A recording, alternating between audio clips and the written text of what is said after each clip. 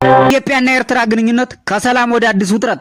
ጠቅላይ ሚኒስትር አብይ አህመድ ትናንት በፓርላማ ቀርበው በአገሪቱ ወቅታዊ ጉዳዮች ላይ በሰጡት ማብራሪያ ከኤርትራ ከህወሓትና ከሱዳን ጋር በተያያዘ ያነሷቸው ሐሳቦች መነጋገሪያ ሆነዋል። በዚሁ መሰረት ኤርትራ በማስታወቂያ ሚኒስትሯ በኩል በሰጠችው ፈጣንና ጠንካራ ምላሽ የጠቅላይ ሚኒስትር አብይ አህመድን አስተያየት ውድቅ አድርጋለች። ሁለቱ ሀገራት በጎረቤት ሀገራት ጉዳይ ጣልቃ በመግባትና በቀጠናው ባለው የደህንነት ዙሪያ እርስ በርስ ተቃራኒ አቋሞችና ክሶችን ሲያንጸባርቁ ይደመጣሉ።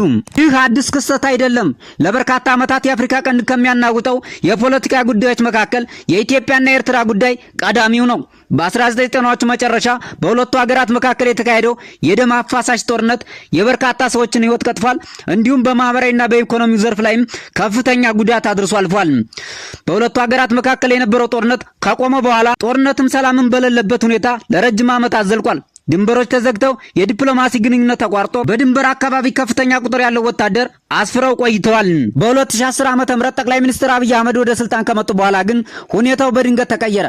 ሁለቱ ሀገራት የረጅም ዓመታት ዝምታቸውን ሰብረው ሰላማዊ የሆነ የዲፕሎማሲ ግንኙነት ጀመሩ። የበረራ መስመሮች ተከፈቱ። የሁለቱ ሀገራት መሪዎች በተደጋጋሚ ተገናኙ። ይህም እርምጃ በአፍሪካ ቀንድ አዲስ የሰላም ምዕራፍ ተከፈተ የሚል ተስፋ አሳድሮ ነበር። ነገር ግን የሰሜኑ ጦርነትና በፕሪቶሪያ የተፈረመው የሰላም ስምምነት ከተጠናቀቀ በኋላ በሁለቱ ሀገራት መካከል የፖለቲካ መቀራረብ ቀርቶ በየጊዜው እርስ በርስ መወነጃጀልና መካሰሶች ተጠናክረው በመቀጠላቸው ለቀጠናው የደህንነት ስጋት ወደ መፍጠር አዘነበለ። በፓርላማ ንግግራቸው ጠቅላይ ሚኒስትሩ በትግራይ ውስጥ የሚንቀሳቀሱ ኃይሎች ወጣቶችን በጉልበት እያፈሱ ወደ ሱዳን ጦርነት በመላክ የትግራይ ወጣቶች በማያውቁት ጦርነት ውስጥ ሕይወታቸውን እያጡ ነው በማለት ይህ ድርጊት የህዝቡን መከራ የሚያባብስ ነው ሲሉም ወቅሰዋል።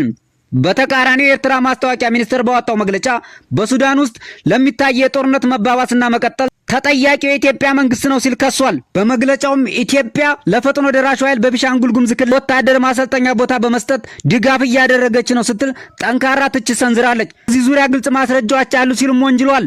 እነዚህ ክሶች ግን ተቃራኒ ወገኖች ከሚያቀርቧቸው አቤቱታዎች በስተቀር እስካሁን በገለልተኛ ወገን አልተረጋገጡም። የኢትዮጵያ መንግስት ለሀገር ውስጥ አለመረጋጋትና ለቀጠናው ውጥረት ኤርትራና ህወሓትን ተጠያቂ ሲያደርግ፣ የኤርትራ መንግስት ደግሞ በተቃራኒው የኢትዮጵያ መንግስት የሚከተለው ያልተረጋጋና ግጭት ቀስቃሽ ፖሊሲ ለቀጠናው ሰላም መታወክ ዋነኛ መንስኤ ነው ብሏል። ይህ የቃላት ምልልስ ወዴት ያመራል የሚለው በበርካቶች ዘንድ ጥያቄ አጭሯል።